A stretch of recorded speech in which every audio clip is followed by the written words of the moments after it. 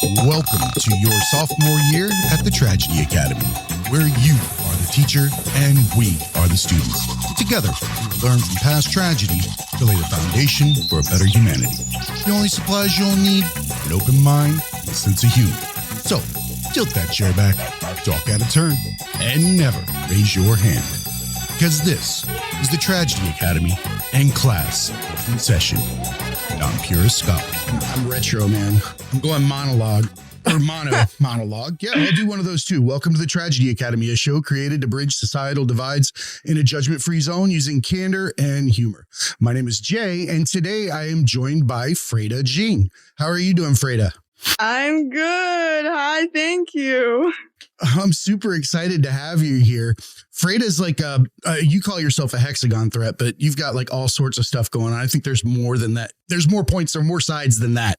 Oh. You want to tell us what a Hexagon threat is? That's something I invented when I was waiting in line for toilet, because I speak 3 languages and I do painting, I do piano, I dance. I was a former engineer. And what else I do? I act. So Hexagon.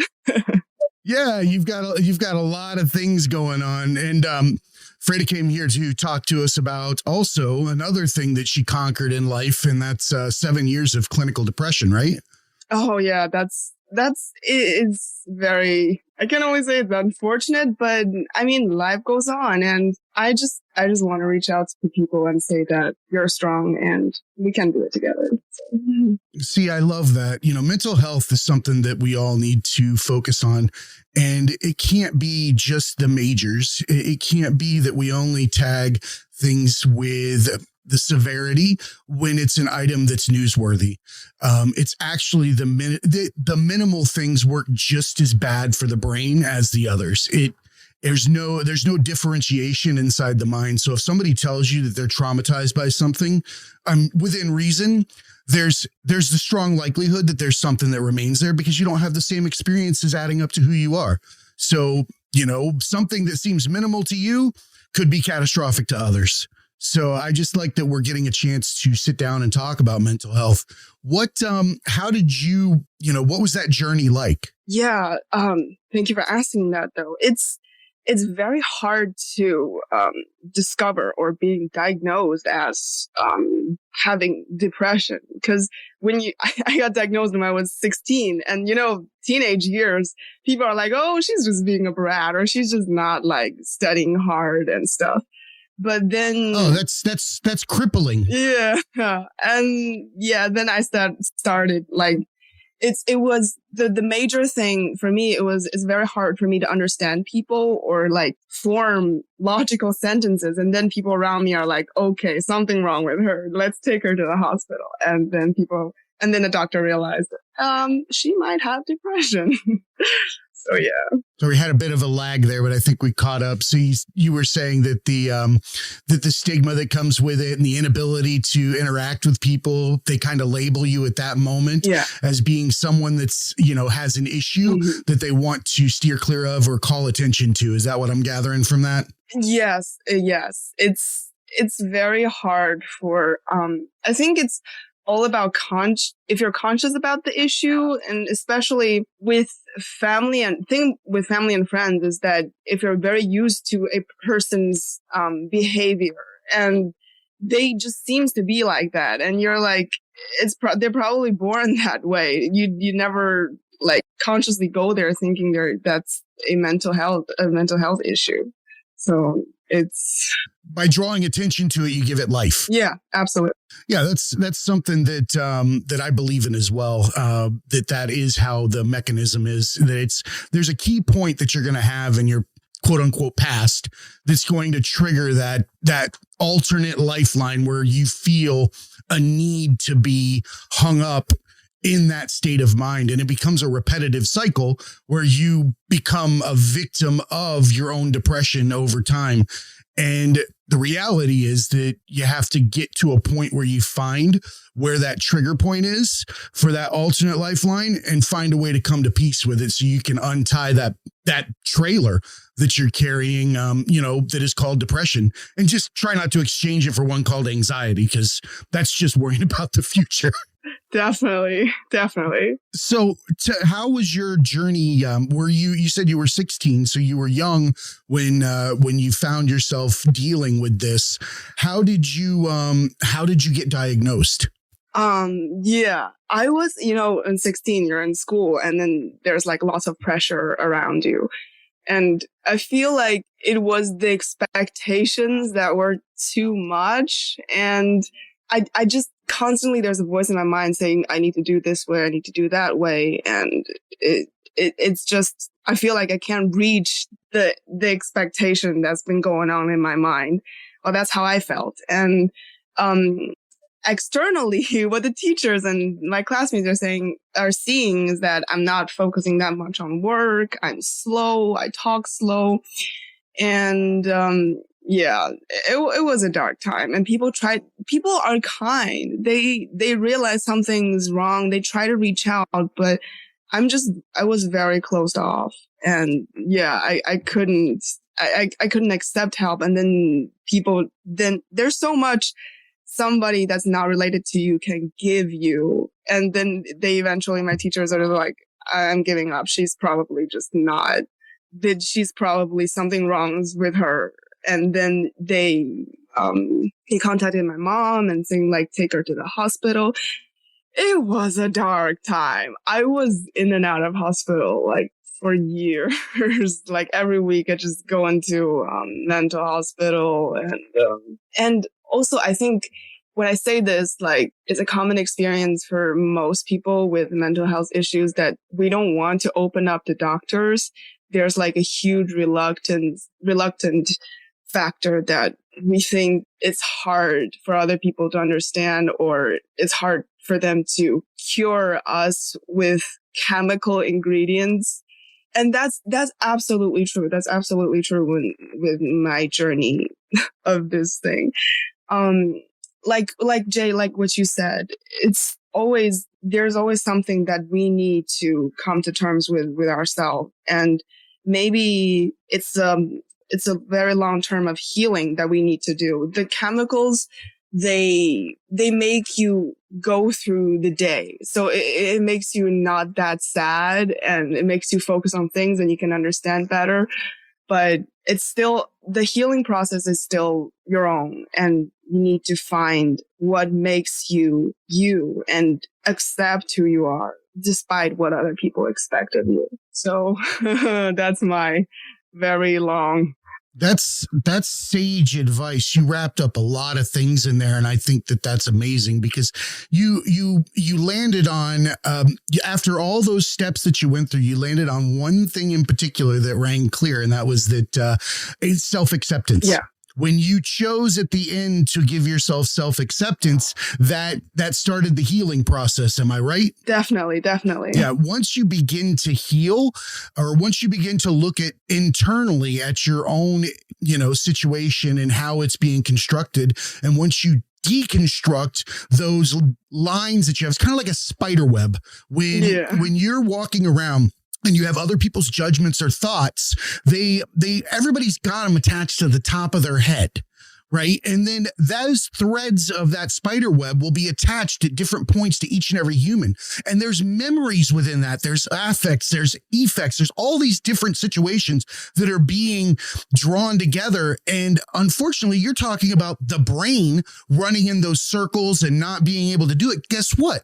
Imagine if you were a merry-go-round and those lines that I just described were attached to all the people around you, like the canopy. It would circle around so many times. And guess what happens? If you start adding more and more horses and elephants and whatever else to ride on that ride that's spinning around you, guess what? It's going to start getting fucking tangled up and you're going to break down. Yeah, it's like a tornado around your own self.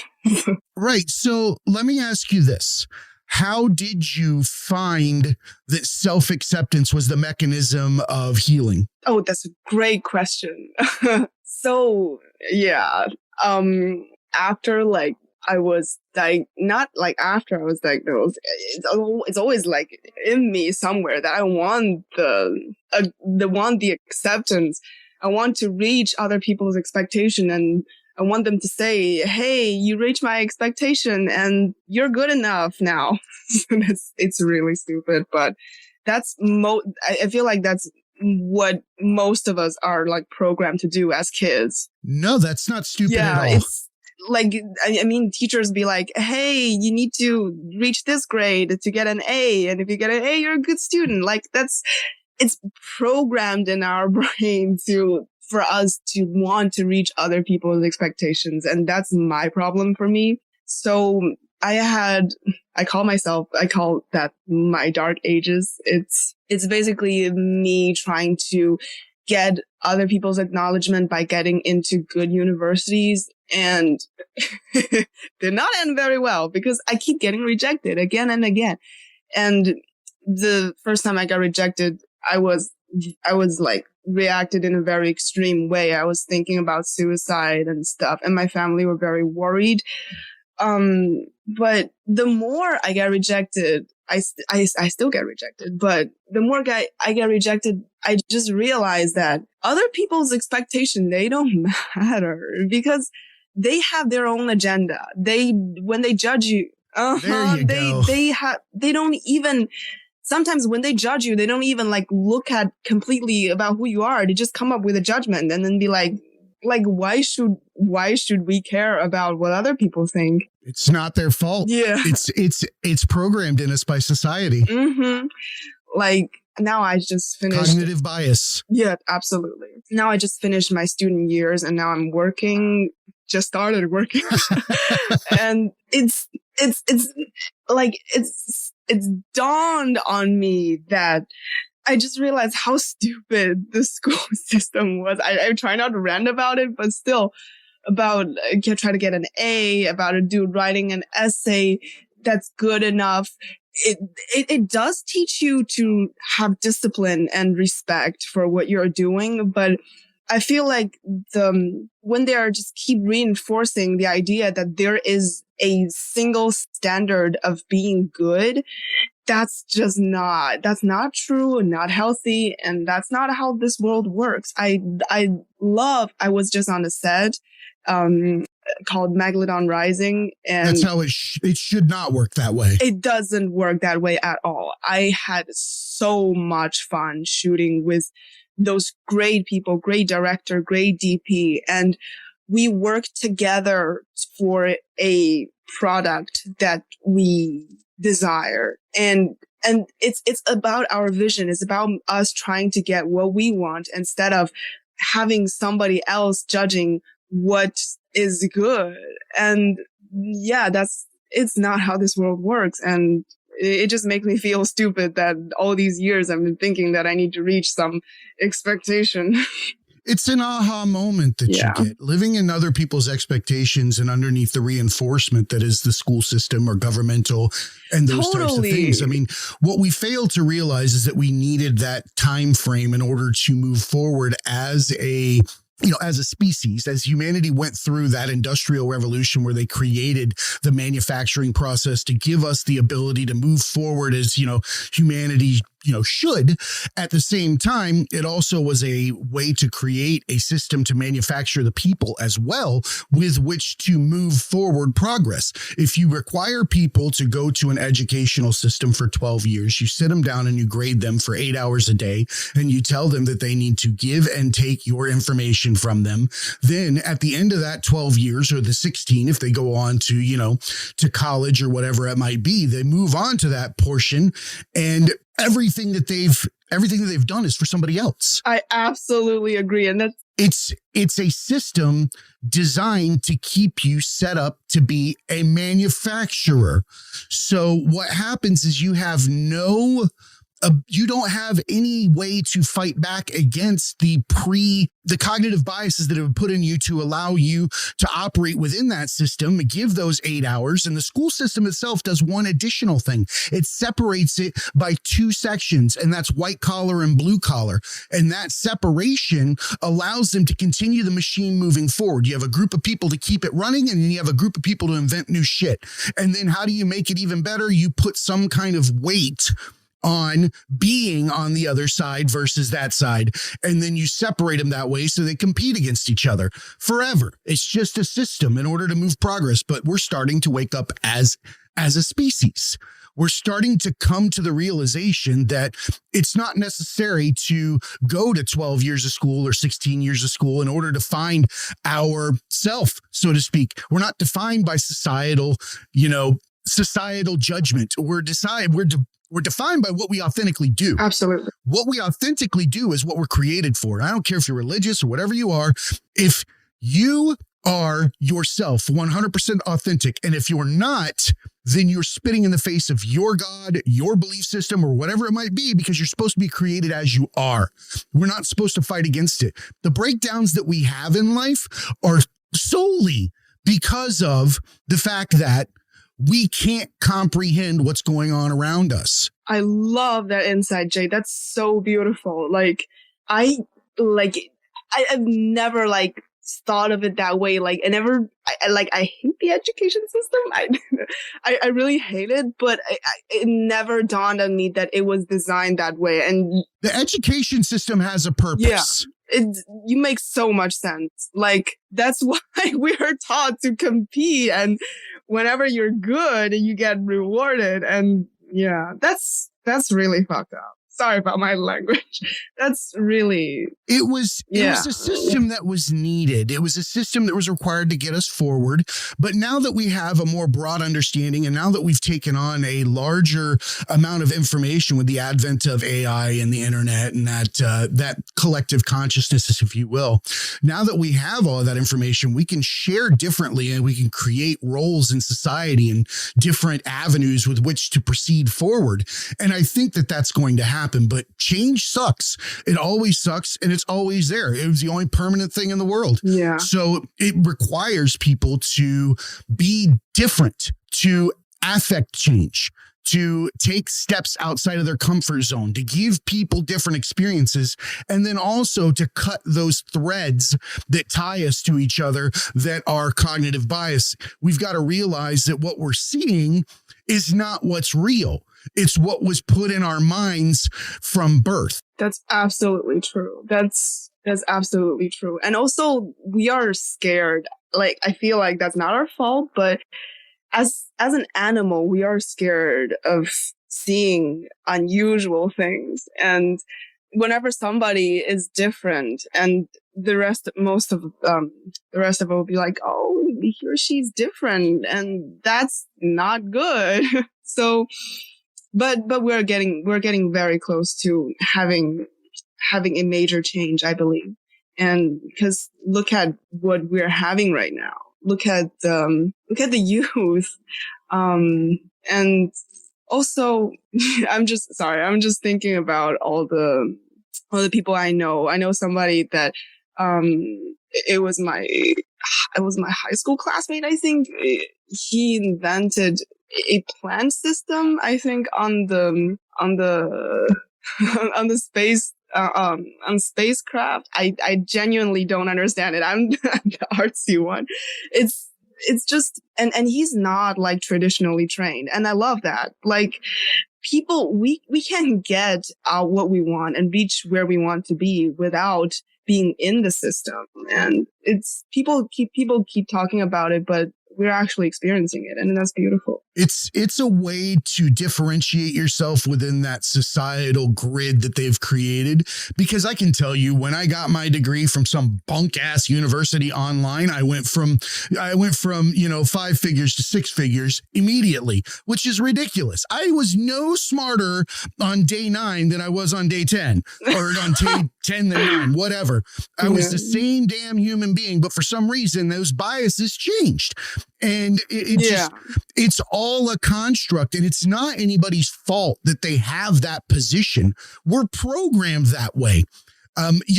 It's, God, I tell this all the time, but it fits the mold every time. It's the broken tooth. I had a friend, knocked his front tooth out. He came into my room. He was laughing. He showed me his tooth. And I was like, of course it looked funny. I was like, you look like a dodo, whatever. And then it dawned on me at the same time that, or actually later on, it dawned on me because it really hurt my head looking at this fucking missing tooth. Why did he look stupid? Why did he look like a hillbilly? Why? It didn't click with me. And eventually I figured out, because somebody trained me to think that if you don't have a front tooth, that is what you are or who you are. That's fucking horseshit. Yeah. That's a really, really skewed view of humanity. How many missing tooths did I see on Einstein's face? How many times did I miss some of the nicest people on the face of the earth? Not that I run around judging people, but you can't help but to be a little bit different in situations just because you might assume who they might be based on just something so small as a cracked fucking tooth. A cracked tooth. So if that can be so fractured, what else am I interacting with in life that is fractured as well? That bothers me. That scares me because I'm walking through reality with somebody else's script. Yeah, oh my God, that's so well said. You're like literally, it's a role that somebody else, maybe somebody already died that planned for us, and we are acting in that role. Oh man, see, this is something that I'm probably going to start taking heat eventually for this, but I do say all the time that I believe that humanity is playing make believe because of its inability to cope with death.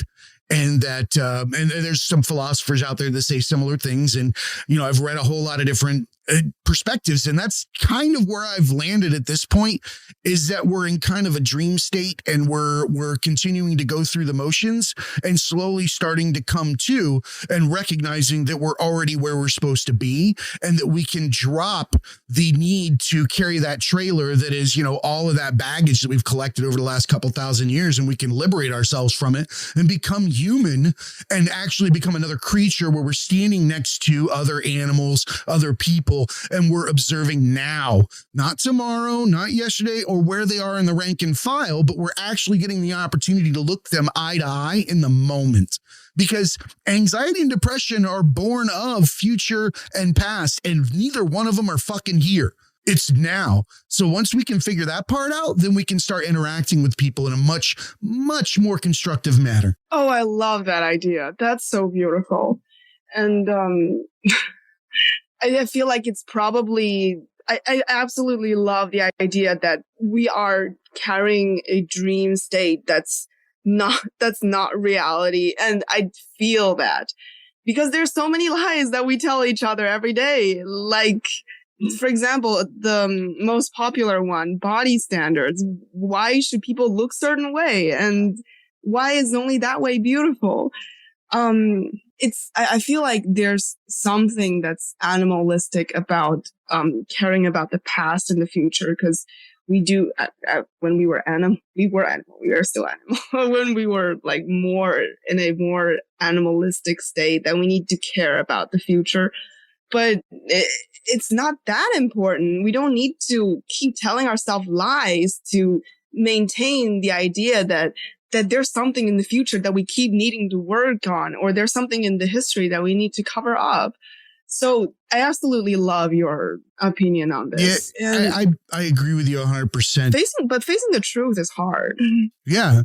Body dysmorphia is a real thing. Let's call it what it is. It's PTSD for fucking shaming for the way that you look, or not feeling authentic or good enough with yourself to feel as if the standard doesn't apply to you, or that the standard doesn't exist. I suffered from body dysmorphia. I had a lot of issues growing up. I was bullied for it, all sorts of things like that. And it's a real thing to believe what people think about you. It's a real thing to create barriers within your own development or ability to pursue careers or friendships or anything that they are, if you suffer from those wounds and you gave them life. If you gave them life and you put them in your head, then they have materialization in the now.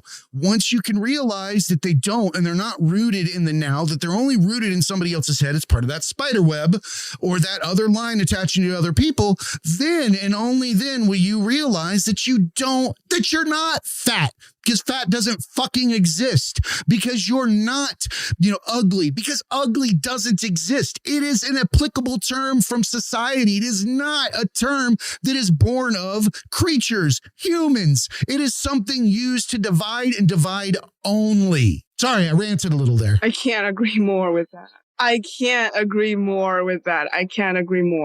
It's the same. I was called so many names because people think like I look a certain way and I was overweight, and then people start calling me grandma, hippo. I'm like, seriously, you guys aren't even creative. These words aren't even like that annoying to me. The fact that it's not creative kind of makes it a dad joke to me. When it's really, really bad, then I kind of laugh at it.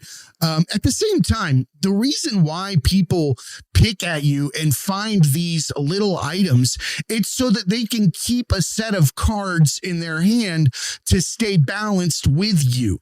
If you have more cards than them in your relationship, that means that they have to remember their mask at the last interaction more than you do, because you're somehow indebted to them. It's a bizarre interaction that we have with each other. Yeah, I love that idea. Do you think it's a hierarchy issue or something, that they want more cards so that they feel more secure?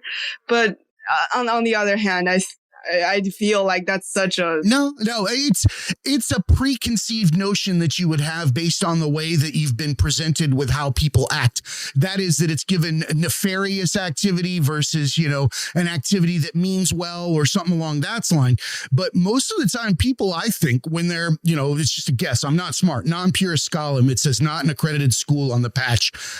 So I'm not for sure, how that comes together. But as a person, when you look at others and you see that they have certain capabilities or abilities or traits or things of that nature that you wish you had, you will collect and make stock of everything that they dislike about themselves and keep it in your back pocket. Bullies are only bullying, just like they say, it's because they hurt. Well, it's because they need to cast their thoughts or their feelings. They need to make you feel the way that they do, because any happiness you have means it's happiness that they can't benefit from themselves. They don't have it, so they don't want you to have it too. That's so true. That's so true. It's so sad that all these agonies, I feel like all the agonies that existing, they're just keep manifesting and causing agony in other people, that they're just only transforming forms, but the pain is still there. And I'm just imagining, what if there's a perfect world where nobody is sad and then everybody remains happy? That's such a platonic That sounds like a fucking mental hospital. I don't want to be in a room of all seriously happy people. That's fucking crazy. To think that you want that in your life, then okay, so if negativity still needs to exist, what is it, like a smirk versus a super smile? Fuck that. That's weird as shit. It'd be like living in a land of clowns. Yeah, that makes sense when you say it that way. That's true, though. We need negativity. I agree. I feel like negativity is something that makes, at least for me, negativity makes my happy moments so happy. And that's probably the only part I like about that. Ding, ding, ding. You hit the nail on the head. Because if you respect the negative things that happen in life equally to the ones that give you happiness, or you decide not to provide either one with a judgment and simply live through them, you come out better on the other end. Hey, academics. Have you endured life's tragedies, trials, and tribulations? Did you adapt and overcome? Do you have advice for others to pay forward and want to be a guest? Then email us a brief 2 to 3 minute video to show@thetragedyacademy.com. and tell us how our academics can learn and grow from these experiences. Thanks again for your support. And now, back to class. I remember one of the TED Talk. Oh, sorry. Please go. TikTok. It was a TED Talk. TED Talk. I can't talk today for some reason. A TED Talk I saw like months ago that I completely forgot her name. She's a neuroscientist, and she discovered that she had a stroke, actually. So part of her brain is not functioning, and that part of the brain is in charge of deciding what to do in the future. And that part of brain stopped functioning for a moment, and she said she experienced bliss because she's completely in the present. And I mean, we can't do a lobotomy on everybody, and that's not like a viable treatment, but it's just something that makes me think. It's true. I know. That is amazing. Mm-hmm, yeah. Like, it's just something that makes me think what that part of the brain is probably keeping us alive because it decides what to do, what we are doing in the future. But it's just an interesting thing for me to notice that how happy we can be. I couldn't agree more, because when we look at religion or Eastern philosophy and things like that, there's always a push to be in the moment, mindfulness or prayer or chanting or anything of those nature, focus on doing breath work or, counting beads or, if you're reading the rosary or you're doing the rosary, whatever it is. We found methods as humans to move forward the ability to stay mindful. Whatever your derivative is for needing to be mindful, whether it's God, Allah, whatever, Jesus, doesn't matter.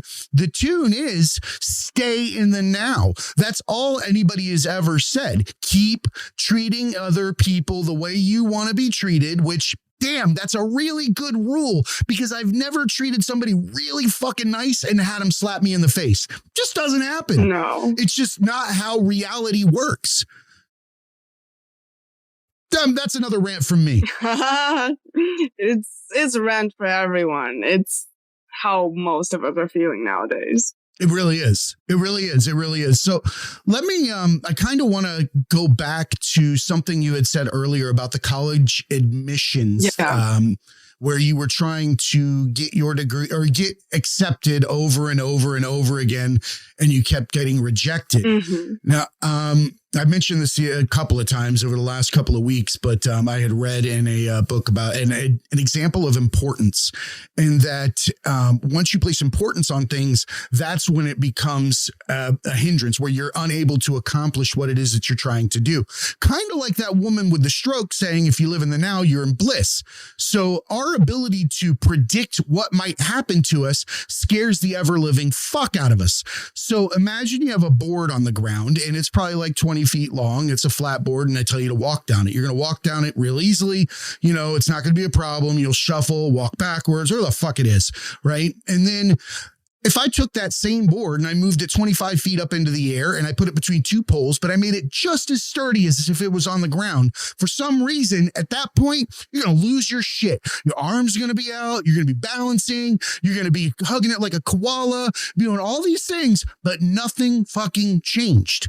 Nothing changed. So that lends credit to it's the prediction of the fall or the imminent demise that causes the inability to do things in the now. That's absolutely true. It's the body's reaction. Once you place that much importance on getting into those universities, you are essentially cutting yourself off. Yeah, totally. You pointed that out. You pointed it out so easily, but it took me so many years to understand that. Oh, that's because I've done it to myself a million times. I'm imagining you have experienced the same thing, but that's such a human thing for us to experience, that we get attached to things that are not important at all. And we place so much weight on it, and eventually it crashes us. And it was so hard when I first get rejected. And then I was like, I'm going to try again next year. I'm speaking it, I'm telling it easy, but it wasn't easy. I was like in a mental hospital and getting on all sorts of chemicals. And the second year I tried again and I got rejected again. And then I went to the hospital again. I lived in the hospital for weeks. And then the third year I tried again. I got rejected again. But this time for some reason, I'm like more peaceful about it. I'm like, okay, I get rejected. So what? I keep living my life. And then the fourth year I got rejected again. And I wasn't even that sad. I was like, I got friends. I got people that care for me. I got people that I can create content with. And then the fifth year, which was this year, I applied for an MA this time. And I got rejected again. I'm not even like... I love your tenacity, by the way. Thank you. Like, it's... Right now, like, I'm not even bothered by it because there are so many people that I want to work with. I want to enjoy life with. And eventually... It was such an unhealthy obsession, but it ran its course in my life. It's just, it's an unhealthy way to run its course, but for me, it's not that important anymore because I found what made me happy. That's exactly. It's that ability to predict the future air quotes, because we're horrible at predicting shit. Our worries about what's going to happen are colossally wrong, like 99% of the time. Otherwise, you'd be fucking Nostradamus. Nobody gets it right. They're always wrong. So why do we start fucking doing it at all? What's the purpose in worry? I think there's Chinese philosophy that says worry is preposterous. I'm not sure which book. I read a lot of crazy shit, and try to get as many versions of why we're here as I can. You know what I mean, though? It's that ability to predict puts us in a situation where we have already put weight on our inability to do it. That's kind of counterintuitive. That's so true. I want to circle back to one last thing, and that was the pharmaceuticals, because you were very candid, and first of all, I can't thank you enough for that. Oh, thank you, Jay. Being able to discuss this openly is extremely important. It requires, strength and self-acceptance. And it also is a calling for people that once they make that or bridge that divide within themselves, it's almost like the onus is on us to give it to other people so that they can understand and they can be free of the restrictions of the mind that have been placed on us. But back to pharmaceuticals. Pharmaceuticals, the way that I have come to understand them and the way that the mechanism with which they can be used, because they are a double-edged sword. They come with a slew of side effects. However, side effects, I think the more importance you place on a side effect, the more you're going to get. That's kind of the just a little bit of that mindset we were discussing earlier. I think there's a little bit to that. That said, medicine does have its place, and its place, the pharma, is to get you to a point where you can heal the actual wounds. It's kind of like, imagine a pill is a stick in the spokes of a tire that is a mind. You can't repair the tire until you cram a fucking stick in the spokes. You know what, Jay? I can't agree more with what you said. Like, that's my complete idea on medicine and pharmaceuticals. Some people are really, really, really don't like it. I mean, that is absolutely true because there are always side effects. But for me, it's a nice clutch because when you have depression, when you have mental health issues, actually there are some physical changes in your brain that is hard for you to heal on yourself. But with the clutch of medicine, you can start like getting better and until to the place that you can heal on yourself. So that's something that I completely agree. And because with my experience, I rejected medicine for so long at the beginning of like after I was diagnosed the first time. I was like, I'm not going to take it. It's giving me headaches. It's making me want to vomit. I'm not going to take it. But then I'm just making myself feeling worse, and also I'm not healing. I'm not anywhere close to getting better. But then eventually, yes, I do get the side effects still, but I'm still on medicine, and it's making me. It's not speeding up. It's helping me with the healing process, and I'm really thankful for that. So yeah, I think when you combine a holistic approach, because you're not going to get society to bite off on all of Eastern philosophy, especially in America at this point.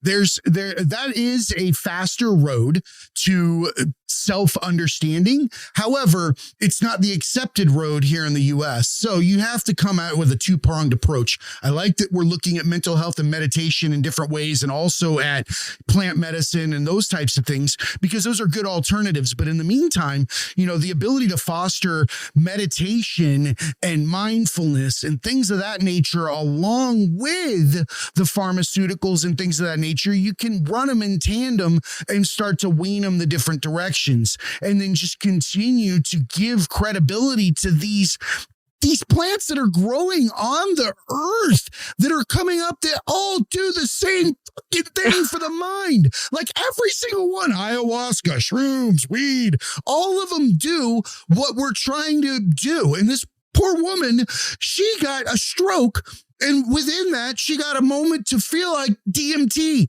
to feel what it is to not have to be concerned about everything else, to know what oneness is, to do exactly what every monk tribe and every other place that don't want nothing to do with us is doing every day. The reason that we don't want anything to do with us is not because they're primitive. We're fucking primitive. We're the ones that don't understand what reality is. We're the ones that are doing shit to entertain ourselves. We walk around and do mindless shit in order to get by in life without having to think about dying. So much so that we have written our script via playing make-believe through Hollywood. If we believe it's going to happen, it will. What is always one step ahead of humanity? Art. What is always one step ahead of what we accomplish? Movies. Why do we keep accomplishing what somebody's idea in a movie is every fucking time? We do because it's a script, because it's uninhibited. When it's created in the now from somebody's authentic artistic mind. There's no inhibition. And that gives it that initial push for everybody else to get behind it and make it a reality. Why the fuck do you think we got hoverboards and everything in between? Dudes floating between boats with freaking looking like Iron Man and everything. We don't have a need to do that.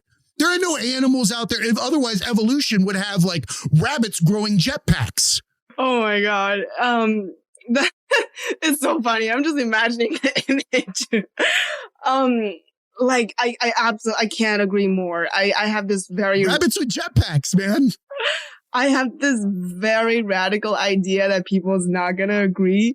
I think artists in every walk of art, that we have a huge responsibility to shoulder, because what we are doing, life imitates art. We do create people's expectation. And if you're only obsessed with the capital, with what the producer wants, and you're feeding them unhealthy ideas, feeding what they desire but what they don't need, you're pushing society one step closer to its demise. This evidence that I like to think about is Hitler was an artist, and it's just something that I think about. I mean, he was an eloquent speaker. He knew how to manipulate so many people into feeling or transferring their inadequacies to a larger, governmental deity as far as they were concerned, and they followed him into the abyss and marched right along. We've seen it throughout time. We've seen it recently. We see it over and over again. There's, as artists or as actors, the way you brought that up, I think that's beautiful that you recognize that. I was talking to somebody the other day, and that there is a very big onus on artists in that when they do own someone's attention, attention. Someone's attention is actually a mindful moment. Because we can't become mindful in our day-to-day activities, we've now plugged ourselves into couches and TVs and things like that so that we can give ourselves somebody else's experience for a certain duration. That's the only way that we've found ourselves, a comfortable position. So if you own somebody's eyes and their mind and their heart and their soul with your art for an hour and a half, you better make damn good use of it. If you don't, then you're fucking up society. I can't agree more. That's how upset I am when I see horrible movies. I'm like, why do these abominations exist? Like, obviously there's a reason. Well, there's like economy. Hold on. I have to stop you for 1 second. I am a huge fan of B movies. As long as your art was made authentically and then it sucks, I'm good with it. Because then it's funny as fuck. Yeah, I love those movies too. Because you know what they look like in those situations? Mm-hmm. LARPers. LARPers are the happiest fucking people on the planet. And if you look like a LARPer when you're making your movie, you're as happy as you fucking can be. That's real. Well, that's real. That's true. This movie that I really don't like is those agenda movies. I don't know how to call it. It's like they feel like they are revealing something true about society. That's a good way to describe it. But they are not revealing the truth. They are putting on a filtered way of truth, and they are showing the audience. They're revealing their truth. That's their perspective. That's true. Yeah. And that kind of movie really annoys me because it's like you're teaching people wrong things, and that shouldn't be okay. I don't need somebody else's dribble. Mm-hmm. I've got enough of my own thoughts. I don't need somebody else trying to rope mine up too. I mean, that's just facts. I love that you recognize that. Well, I can't say more because I'm just like, I just started, and as capitalized as this industry is, like sometimes people don't have choice about what they're making. That's their fault. No, they don't know it, but that's their fault. The fact of the matter is if you pursue your art at your highest intent, if you get in there and you just, all you care about is the art over and over and over again, the money or anything that's needed for it will come in turn. It'll show up when it's supposed to be there. Because when you're making art, you're in the now. Oh. When you're making art, you are in the now because you're focused on a creation at its finest, most minute piece. And if you're doing that, then other people will come. People will be attracted to it because we're attracted to the stupidest shit on the planet. It doesn't matter as long as it's art. I love that idea. That's I feel like that's what most of us need to hear right now. Like when people are losing hope, we need to have faith that there will be attentive people attracted to you and your vision. So I've seen it throughout the creation of this show and the time that it's taken. The paths tend to come together, more like-minded people, larger groupings that are, trying to pass on a message of love, of acceptance, of understanding, of just general kindness, for God's sakes, because the rest of it is false anyway. It's somebody else told you to hate somebody, by the way. How shitty is that? We don't want anybody in the world to tell us what to fucking do. We're going to stand on our soapbox every time. You can't make me do it. But everything that you think about somebody else looking at you is somebody told you to think that. That's so real. How fucked up is that? I can't say how much I agree to that. I have this very strange idea about Olympics.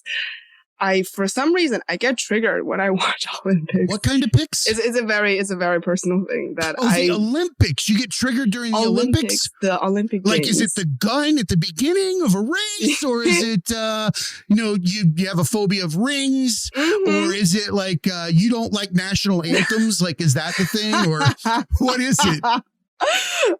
Oh, national anthems would be like, this one is really bad. I don't like it. No, it's just, it's such a human thing that we want to find out who's the best, and it's such an evolutionary thing. It's natural, but I just don't like the idea that somebody needs to be the best. And I know it's so counterintuitive, but it's just a thing of me that I don't like with sports. I kind of fell off the grid with sports because it almost felt like it was people trained to do things in front of us to own some time, and they didn't realize that they were trained to do it, all because they're getting money or biosurvivability tickets or whatever you want to call it in order to move up their rank and file. It really hurt me with TV too. I can't stand TV that isn't building me towards a better human. I mean, I still like, to laugh and mindless shit, but after that, I don't like I can't handle overly emotional things or things that, if your show has an ending song after every scene, like the show is about to end, I don't want to watch you. Because that's too much emotion. I don't need you playing violins every time you fucking leave an interaction between two people. Yeah, that's fucking horseshit. It's too much of a roller coaster. Grey's Anatomy does that shit. My wife loves that show. I'm like, is it over? No. But it's over, right? That's the ending. I hear the song every time. It's got to be over. Like, nope, more emotions for you. Dude, all these emotions, I think they're worth it. They're worth it so that we can figure out where we're going. Worth it so that we can appreciate the happiness. I can't thank you enough, Freda, for coming on and talking about things that are so personal. My God, so personal. And keep doing what you're doing. Focus on that mindfulness. And I firmly believe that the only way to help other people is to help yourself first. If you can find out that being authentic is truly what you are meant to do, then you're able to give people uninhibited help going forward because you don't have an agenda yourself. Thank you so much, Jay. Thank you so much. Thank you for having me. I truly appreciate your words. It's so much fun. Idea. It's so much fun. Yes. All right. Remember, be cool and keep learning. Hey, academics. Thanks again for attending another class at the Tragedy Academy. You can show us some love by subscribing, downloading, and rating us 5 stars on Apple Podcasts, Spotify, and Stitcher. Or ask Amazon Alexa to play the Tragedy Academy podcast. You can find links to all major podcast platforms and past episodes at thetragedyacademy.com. You can find us on all the majors of social media, on Instagram at The Tragedy Academy 2019, on TikTok at The Tragedy Academy, and on Twitter at Tragedy_Academy, where we'll post our clips of upcoming shows, updated info, and thoughts. If you'd like to be a guest, send an email to show@thetragedyacademy.com. Keep an eye out on Instagram for Tragedy Academy giveaways. Thanks again for coming to class, and remember, be cool, keep learning. What's up, academics? This is Jay. I'm here to talk to you about Into the AM. This is a clothing and apparel company that I came across last year that has the absolute coolest designs. And the reason why I was attracted to it is because I grew up without a lot of money, like many others, and had to shop on that outlet rack with the irregular items. Things like the fly was over 4 inches to the left, or the right sleeve would be twice the size of the left. It looked like I was growing horizontally. Like, it's okay, honey, you'll grow into your left arm. So you really don't get a chance to express yourself the way that you want to. You go into life, you start putting on suits, you start putting on uniforms, and you realize you'd never had a chance to truly express yourself. Enter Into the AM, a team of artists and creators who share a common vision. They see clothing as a canvas to express what drives you. Since 2012, they've developed premium apparel that elevates self-expression and provides unparalleled comfort for wherever your passions take you. Into the AM's passion for change is the driving force behind their brand. They remain committed to creating products that inspire and promote self-expression by partnering with like-minded organizations focused on giving back to communities in need. Last year, they donated 1% of all revenue from their graphic tees collection to the Art of Elysium charity. The Art of Elysium is an artist organization built on the idea that through service, art becomes a catalyst for social change. For over 24 years, the Art of Elysium has paired volunteer artists with communities to support individuals in the midst of difficult emotional life changes. They currently offer 110 community programs per month, serving over 30,000 individuals per year. The only permanent thing in life is change. Supporting charities dedicated to helping those going through these changes, trials, and tribulations require a never-ending commitment. The onus is on us as creators to affect change through our true, authentic talents, and Into the AM is the model of how this is done. Their clothes are handcrafted with care. They have a team of skilled artisans that craft each garment with the highest quality fabrics and eco-friendly inks. Not to mention, these things don't shrink, they don't fade, and they fit as if they were designed supernaturally. I'm stopped every time I wear one of the graphic tees to find out where I got it. The colors attract attention from miles, and the art is nothing short of spectacular, with designs for everyone. One of my personal favorites, Twilight Maiden. Go take a look. Into the AM does all of this while putting their money where their mouth is. 30-day money-back guarantee, lightning fast shipping, and hassle-free returns. The deals are endless. Graphic tee bundles, discount promo codes. Get over there, check it out. I'm highlighting the tees, but I'd be remiss to not mention that if you want to walk around in the absolute most comfortable shorts, joggers, and basic tees, hit up Into the AM. I even wear the basics to the gym. Head on over to thetragedyacademy.com, go to our sponsors tab, and follow the affiliate link to the Into the AM store. Help support Into the AM and the Tragedy Academy by purchasing the absolute best apparel and the best designs ever. And remember, academics, be cool and keep learning.